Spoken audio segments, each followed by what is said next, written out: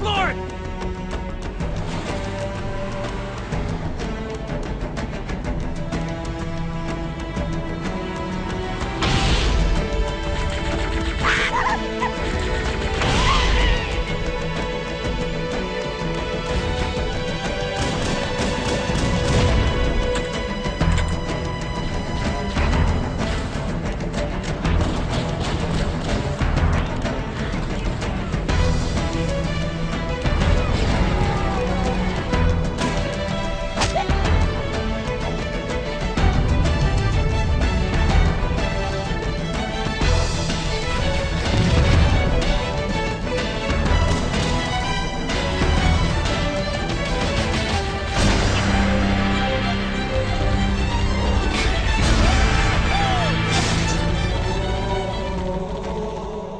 I'm Joe Fielder. I'm the site director of GameSpot. I'm here today to talk to you about Halo from Bungie.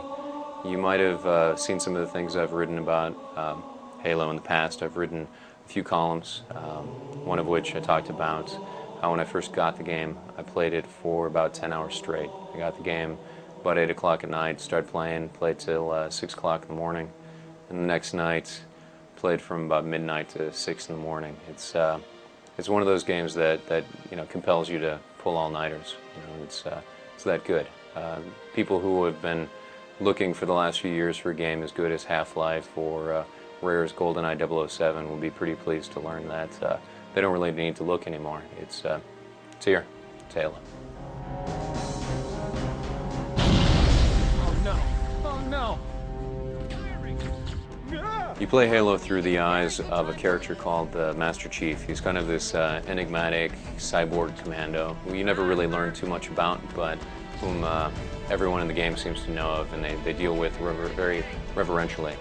You'll come up to a group of Marines, and they'll start saying things like, hey, it's Mark V. It's taller than I thought, or hey, we were worried until you showed up, sir. You start the game, you're awakened out of cryosleep on a ship that's been boarded by Covenant forces. The Covenant are an alien race that Earth forces have come into conflict with, and your ship has traveled to this artificial ring-shaped planet called Halo, where the Covenant are hunting for this mysterious artifact. Maybe it's a weapon, and probably a weapon, could be a weapon. You don't want it to fall into their hands, and that's why you're there. What is that thing, Lieutenant? Hell if I know. We're landing on it. You're on him! She's been hit! One of the ways that Halo is different from other first-person shooters is that it only allows you to carry 2 weapons at the same time. That's something that I think that for years, game players have probably thought that sort of realism would detract from a first-person shooter. In the past, you've always been able to carry, a huge rocket launcher, a machine gun, and so on and so forth, and probably 12 weapons. In this, it adds a really nice strategic element. Necessity will eventually teach you that every single weapon in the game has positive and minus traits. The pistol that you start off with is probably the most basic weapon in the game, but it has a scope so that if you're fighting enemies who like to hide behind rocks and shoot at you just out of your range, you're able to focus in and shoot at them with some degree of accuracy. Likewise, there are weapons like the standard rifle that work really well against people who don't have energy shields. But if an enemy does have a force field, you'll really need to have something like a plasma rifle in order for that to be effective. Not surprisingly, the computer AI gives the game a lot of replay value. You could play through the same sections of a game and multiple times and not have the same things happen twice. The combat in Halo really never gets old because the enemy AI is so smart that enemies will react many different ways depending on a situation. If there's a cannon or a vehicle nearby, they might hop into it. If they're running low on shields, they might hide behind a rock or throw a grenade over at you. They might rush you if they're just really close to death and try to bludgeon you to death with the butt of their rifle. And your Marine allies in the game are just as smart. There are even times when you'll find yourself assisting them instead of them assisting you. Captain Keyes. Good to see you, Master Chief. Things aren't going well.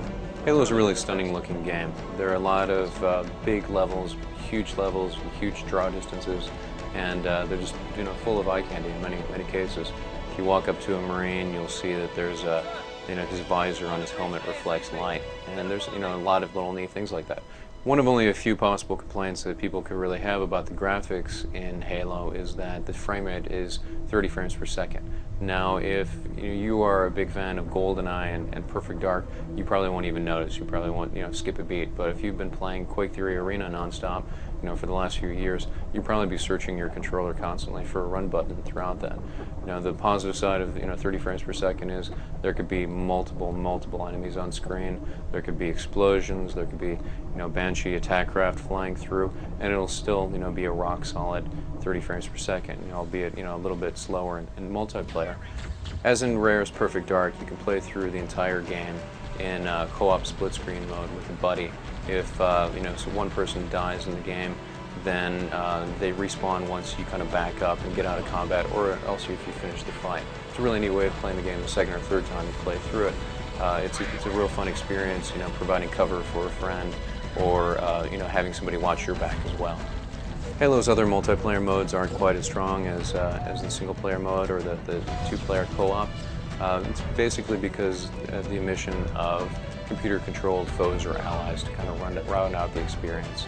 You can play the game with 4 people on one screen through split screen, and there are a variety of maps and different modes you can play with, but most of them seem to be tailored towards the other way you can play the multiplayer, which is by hooking up several Xboxes through Link or LAN, and you can have up to 16 people playing at one time. It's really amazing to play the game in that way. Even still, it's hard to say enough good things about Halo. It's one of those games that really manages to transcend its genre. I mean, it's not only a good first-person shooter, it's a good game, period. Fans of shooters like Half-Life, like GoldenEye, even the Marathon series, pretty much any major single-player first-person shooter should really enjoy the game, as should anyone. Besides being easily the best game of the Xbox launch, it's one of the best first-person shooters ever on any platform.